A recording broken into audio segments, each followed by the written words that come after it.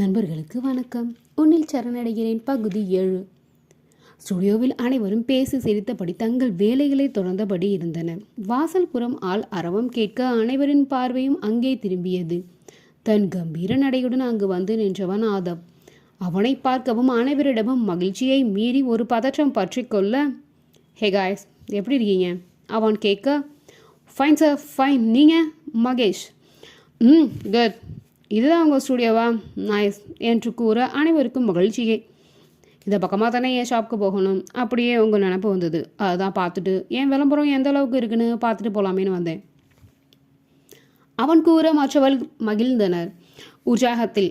அவனை வரவேற்று இதுவரை முடித்திருக்கும் காட்சிகளை கம்ப்யூட்டரில் ஓடவிட்டு காட்டினர். அதை கவனத்துடன் பார்த்தவன் ஒன்றிற்கு 2 முறை பார்த்துவிட்டு அதில் உள்ள நிறை குறைகளை குறித்து கொண்டு பின் அவர்களிடமும் கூற, சரி என்று கேட்டுக்கொண்டார்கள்.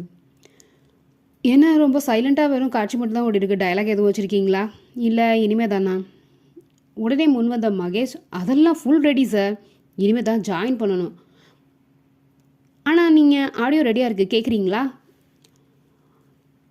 என்று அவன் சம்மதிக்க, வணக்கம், அன்புடன் அழைக்கிறோம். நீங்கள் வந்தால் மட்டும் போதும். வீட்டுக்கு தேவையான அனைத்தும் ஒரே இடத்தில். மளிகை பொருட்கள், ஸ்நாக்ஸ், சோப்பு, ஷாம்பு என டாய்லெட் ஐட்டங்கள், பள்ளிக்கு தேவையான ஸ்டேஷனரி ஐட்டங்கள், வீட்டிற்கு தேவையான எலக்ட்ரிக் பொருட்கள் மற்றும் பிரியமானவர்களுக்கு கொடுத்து மகிழ கிஃப்ட் வகைகள். அப்பப்பா, சொல்லும் எங்களுக்கே மூச்சு முட்டுது. வந்து பாருங்க, விரும்பியதை சொந்தமாக்கிட்டு போங்க. மயில் தோகை விரித்தால் நம் எண்ணங்களை நினைவுகளை எப்படி கொள்ளை கொள்ளுமோ அதே போல் இந்த மயில் உங்கள் உள்ளங்களை கொள்ளை கொள்ளும். உறுதியாக பிடிச்சதா வாங்கிட்டு போங்க, இல்லைன்னா வாழ்த்திட்டு போங்க. நல்வரவு என்று அழகிய பெண் குரல் பேசி முடித்திருந்தது. அதை கேட்ட ஆதவின் இதழ்களில் இளம் முறுவல் வந்து ஒட்டி கொண்டது. அதை கவனித்த மகேஷிற்கு மனம் நிம்மதி, அப்பாடா என்று இருந்தது. நைஸ் ஜாப், எனக்கு ரொம்ப பிடிச்சிருக்கு அவன் கூறிவிட அனைவருக்கும் மகிழ்ச்சி. மற்றவர்களை விட அவன் பார்வை அடிக்கடி சென்று நின்றது அவள் புறம் மட்டுமே. கண்ணிலிருந்த கருப்பு கண்ணாடிய அவன் கல்லைத்தனத்தை மறந்திருந்தது. அனைவரையும் ஒருமுறை பார்த்தவன், அப்புறம் உங்களை பற்றியெல்லாம் சொல்லுங்களேன் அவன் கேட்க, மற்றவர்களுக்கு ஆச்சரியமே. நம்மை பற்றியெல்லாம் தெரிந்து கொள்ளும் அளவு இவனுக்கு நேரமும் பொறுமையும் இருக்கிறதா என்று வியந்தவர்கள் தங்களை பற்றி கூற துவங்கினர். அனைவரும் தன் கல்லூரி காலத்திலிருந்து நண்பர்களாய் இருந்தது முதல் இன்று தான் தொழில் தொடங்கியும் ஒன்றாக வேலை செய்வது வரை கூறி முடித்தனர். மகேஷ்குமார் இருவருமே வெளியூர் ஆட்கள். சென்னையில் படிக்கும் நாள் முதல் தனி அறை எடுத்து தங்கி தங்கள் வேலைகளை செய்து வருகின்றனர். ராகினி, மீரா இருவரும் சென்னை வாசிகள். அவர்கள் வேறு வேறு ஏரியாவாக இருந்தாலும் பக்கமே என்பதால் ராகினி பஸ்ஸிலும் மீரா தனது ஸ்கூட்டியிலும் வந்துவிட்டு செல்வார்கள் என்று அவன் முடிக்க, இவை அனைத்தையும் அவன் காது கொடுத்து கேட்டிருந்தாலும் அவனுக்கு தேவையான தகவல் நம் நாயகியோனது தானே. அனைவரும் இவனை சுற்றி இருக்க அவள் மட்டும் கொஞ்சம் தள்ளி நின்று கொண்டிருந்தாள். மகேஷ் அடுத்து கூறியது அவளை பற்றியே. இது எங்களுடைய புது வரவு சார், நீரஜா. எங்களையே நம்பி எங்ககிட்ட வேலை கேட்டு வந்ததுன்னா பாருங்க, அதுதான் பெரிய விஷயம் அவன் கூற மற்றவர்கள் மெலிதாக சிரித்தனர். அவன் பார்வை அவளை தொட்டு மீண்டது. யாரும் அறியா வண்ணம் அவளை பற்றிய விவரங்களை கூறப்பட அவள் முகத்தில் சிறு வாட்டம் வந்து விட்டு சென்றது. அவளை பற்றிய விவரங்கள் கேட்டுக்கொண்டிருந்தவனுக்கும் அதுபோல் சிறு இரக்கம் எட்டி பார்த்து விட்டு செல்ல அதை தள்ளிவிட்டு சென்றது ஒரு உல்லாச எண்ணம். இனி அவளுக்கு யாரும் இல்லை என்பது இல்லவே இல்லை. அவளுக்கு இனிமே நான் தான் எல்லாம், நான் மட்டும்தான் இனி எல்லாம் என்று நினைவு வந்து ஒட்டி கொண்டது. சரி, நாளைக்கு எல்லா வேலையும் முடிச்சிடுமா என்று கேட்டபடி அவன் எழுந்து நிற்க மற்றவர்களும் எழுந்து விட்டனர் மரியாதை நிமித்தமாக. கண்டிப்பாக சார், நாளைக்கு ஃபுல் ரெடி ஆகிடும், நாங்களே வந்து ஒப்படைச்சிடுறோம், சேனலுக்கு கொடுத்துடலாம் என்று மகேஷ் கூறினான்.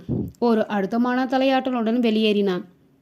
தன் காரை ஓட்ட துவங்கியவன் ப்ளூடூத்தில் கனெக்ட் செய்து இனிய காதல் பாடலை அது இசைத்தது.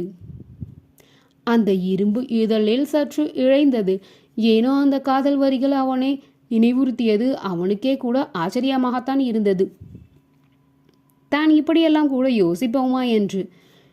ஏனென்றால் இதுவரை எத்தனையோ அழகிகளிடம் தோன்றாத ஒரு ஈர்ப்பு அவளிடம் அவனை இழுத்து சென்றது. அழகிகள் என்று சொல்வதை விட தன்னை அழகாக வைத்துக் கொள்ள அரும்பாடுபடும் யுவதிகள். மற்றவர்களை கவருவதற்காகவே உடுத்தும் உடை முதல் நடை, செயல், பேச்சு அனைத்திலும் செயல்படுபவர்கள். தன்னை அந்த நேரத்தில் கவர்ந்தவர்களே தவிர நினைவில் யாரும் நின்றதில்லை. இது புது அவஸ்தை. ஆம், அவஸ்தைதான். ஏன் என்னுள் புகுந்து இம்சிக்கிறாள்? இப்படி ஒருவரை பார்ப்பதற்காக இதுவரை மனம் ஏங்கியது இல்லை, கால்கள் ஓடி நின்றது இல்லை. தன்னை நினைத்து தானே சிரித்து கொண்டான். இங்கே பேச்சுவார்த்தை அவனை பற்றியதான் ஓடிக்கொண்டு இருந்தது. அவ்வளவுதான்டா, நாம அடுத்த லெவலுக்கு போகிறோம். இனிமே பாரு, சன் டிவிலேருந்து ஸ்டார் டிவி வரைக்கும் வரப்போகிறோம். மகேஷ் கூற, இதெல்லாம் கேட்க நல்லா தான் இருக்கு, மீரா இழுக்க நடக்கும்போதும் நல்லா தான் இருக்கும். மகேஷ் நம்பிக்கையுடன் கூற, ஆமாம்மா, கூடிய விரைவில் நம்ம எல்லோருமே செலிப்ரிட்டி ஆக போகிறோம். சரி, எல்லாம் இருக்கட்டும். இப்போ இவ்வளோ அலப்பறை பண்ணுற அளவு என்ன நடந்தது? ராகினி கேட்க, ஹேய், என்ன நடக்கிறதே புரியலையா உங்களுக்கெல்லாம்? நீங்கள் கொஞ்சம் விளக்கமாக சொல்லுங்கள், தெரிஞ்சுக்கிறோம். அடே, எவ்வளவு பெரிய ஆள், நம்ம இடத்த தேடி வந்து பார்த்துட்டு போகிறாரு. இவரோட இவ்வளவு பெரிய சூப்பர் மார்க்கெட்டுக்கு நாம தான் விளம்பரம் எடுக்கிறோங்கிறது தெரிஞ்சாலே நம்ம பேரில் நம்பிக்கை வரும். அதையும் நம்ம சிறப்பாக செய்துட்டோன்னு வையேன், கண்டிப்பாக நம்ம அடுத்த லெவலுக்கு போயிடுவோம், உறுதி. நம்பிக்கையுடன் மகேஷ் கூற, மற்றவர்கள் கண்ணில் கனவுகளுடன் அதை ஆமோதித்தனர்.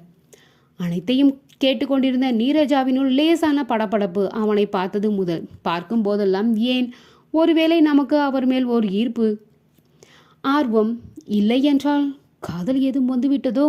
காதல் என்ற வார்த்தை சொல்லவும் அவள் கட்டுப்படுத்தும் மனதை மீறி ஒரு இளம் நகை வந்து இதழ்களில் ஒட்டிக்கொள்ள, தன் கள்ளத்தனத்தை மற்றவர்களில் தெரிந்து கொள்ளாமல் இருக்கிறார்களா என்று சுற்றுமுற்றும் ஒரு பார்வை பார்க்க, மற்றவர்களும் மகிழ்ச்சியான மனநிலையில் இருப்பதால் சிறு புன்னகையோடு தங்கள் வேலைகளை தொடர்ந்து கொண்டிருந்தனர். அப்பாடா, நாம எதுவும் வித்தியாசமா தெரிய மாட்டோம் என்று மனதிற்குள் கூறிக்கொண்டாள். இரவு அவளது தனிமையில் அவனை பற்றிய எண்ணங்கள் தடங்கள் இல்லாமல் வந்து போனது. அவள் சிரித்தாலோ வெட்கப்பட்டாலோ, ஏன் என்னாச்சு என்று கேள்வி கேட்க அக்கம் பக்கம் ஆள் இல்லையே என்று அவளுடைய கற்பனை சிறகுகள் பறந்து திரிந்தன. இது காதலா? நம்ம மேல் ஒருவருக்கு காதலா? நிஜமாவே?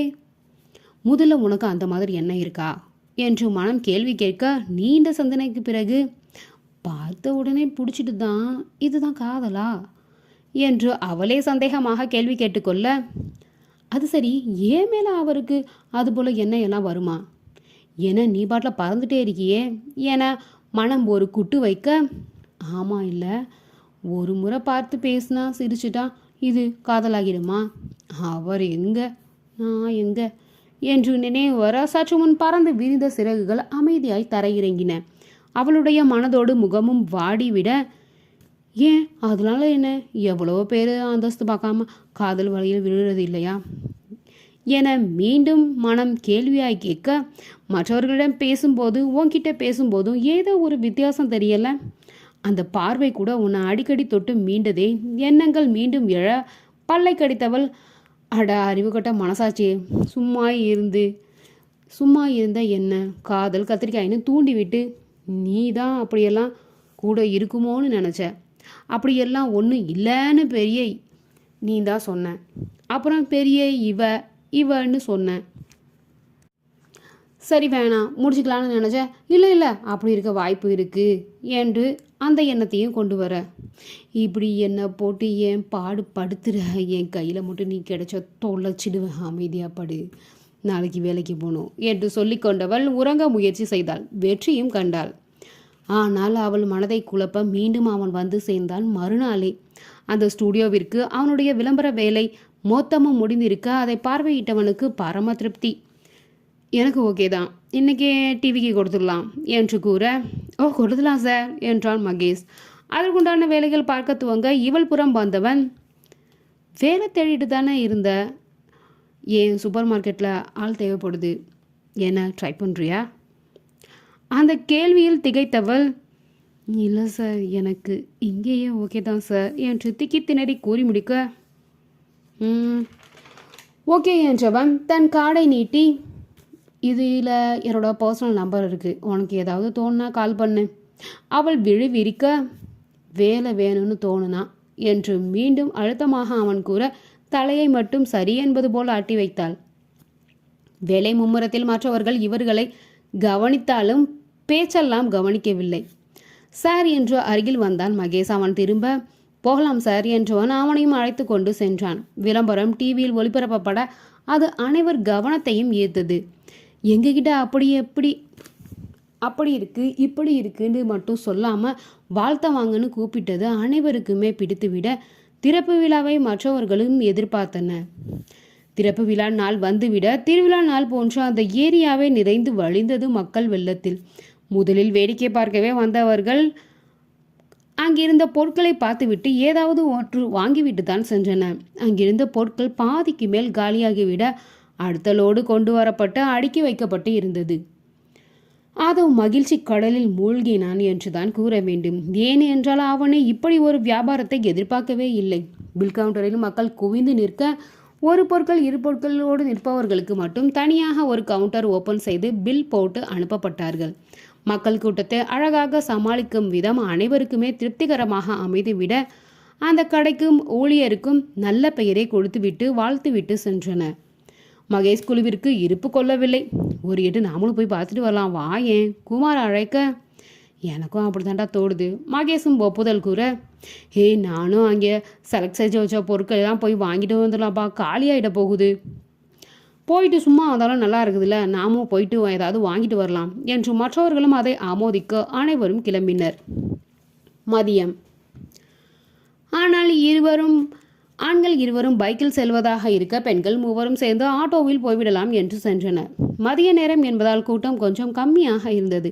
இவர்கள் அனைவரும் உள்ளே நுழைய மக்கள் அங்கும் இங்கும் சுற்றி பார்த்தபடி நுழைந்து கொண்டிருந்தனர். ஏற்கனவே தேர்வு செய்திருந்த மேக்கப் ஐட்டங்களும் பர்ஃப்யூம்களையும் தேடிக்கொண்டு சென்று விட்டனர் ராகினியும் மீராவும். குமாரும் மகேஷும் மேனேஜரை ஒருமுறை பார்த்துவிட்டு வந்து விடலாம் என்று அவரை தேடிக்கொண்டு சென்றிருந்தனர். இந்த கதை உங்களுக்கு பிடிச்சிருந்தா தொடர்ந்து கேட்டுட்டே இருங்க.